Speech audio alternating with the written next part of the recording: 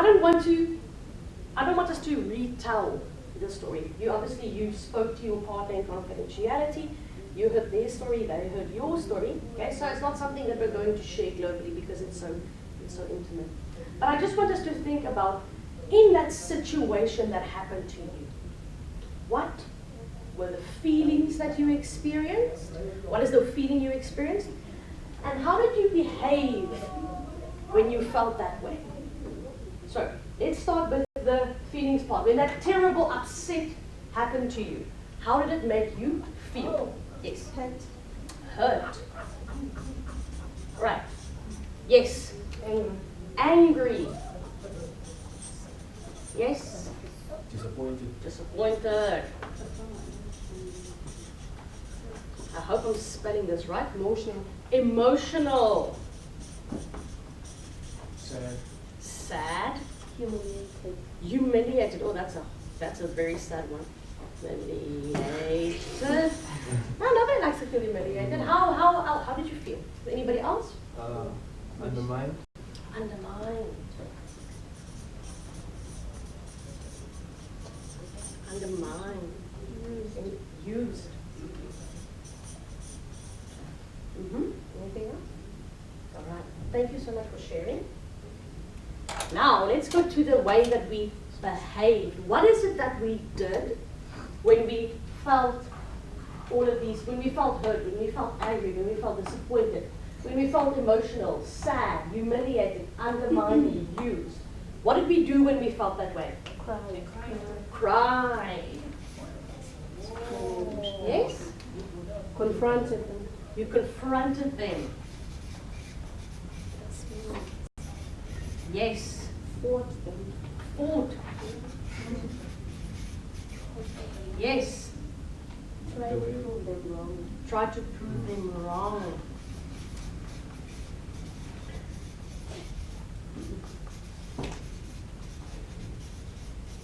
Yes. Distance yourself.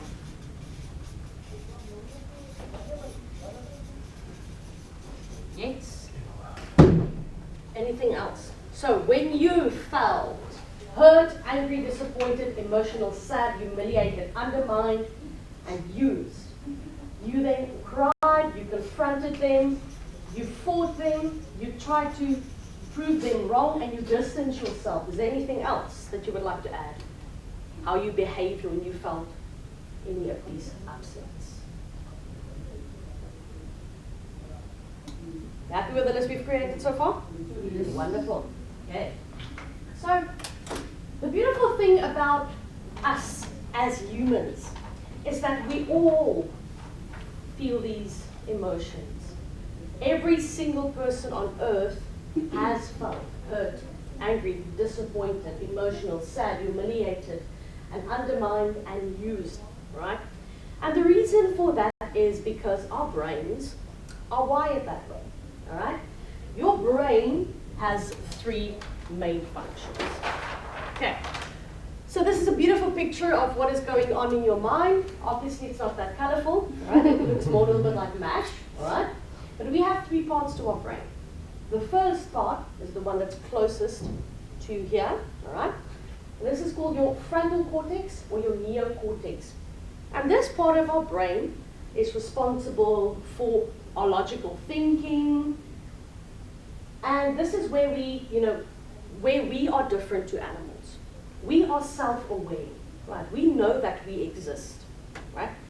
Dogs and cats and dolphins and so on, they don't really know that they exist. They're just there. They run on instinct, where we run on logic, okay? So this is a very special part of the human brain. No other species has this, okay? Then we have the midbrain, right in the center, and that is responsible for our emotions. So all of these emotions that we felt hurt, we felt sad, right? That is all created over here in the middle brain, okay? And over here at the bottom, you will feel that just behind your skull, there's a little bit of a hole there, all right? That is our reptilian brain. The reptilian brain is responsible for us reacting when we are in physical danger. Okay, And this part is very, very important. Now, as humans evolved, right, as the world evolved, some creatures stayed with this, right? They stayed with this brain. The more advanced we became, right, the more pieces grew into our skulls, all right? So if we think about this part of the brain, all right, this part of the brain helps us with fear, all right? If we think about our ancestors, okay, why do you think this part was important for them to have? Because remember, they didn't have this yet. They were still developing it. But the part responsible in your brain for fear, right? If let's think about this. Let's think our ancestors walked around in the field, all right?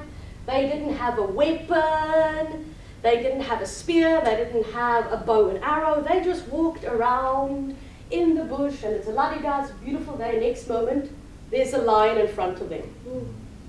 Okay. What would your first reaction be? Run. Okay, run.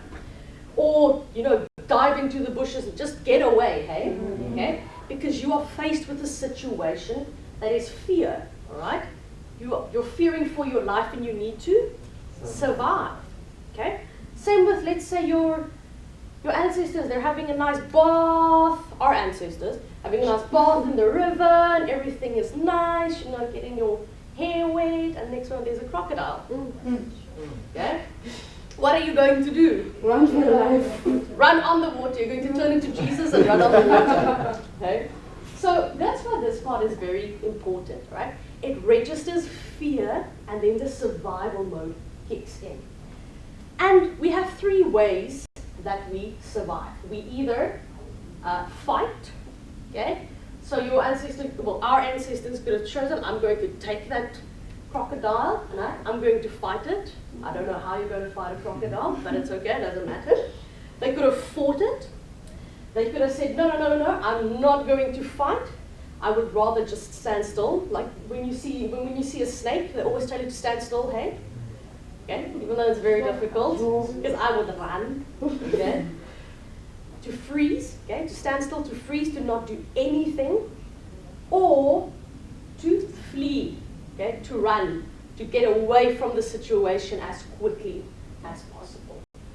Now, if we think about nature, all right, let's look at some animals. Okay, this is a permanent marker, this is a whiteboard marker.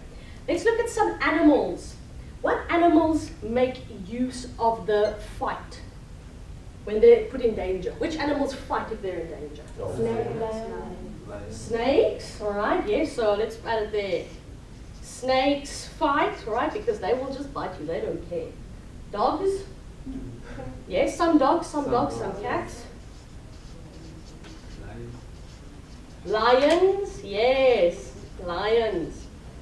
So most of the predators, right, are the ones that fight, because most of them have the strength to fight, and they know they're going to win the battle.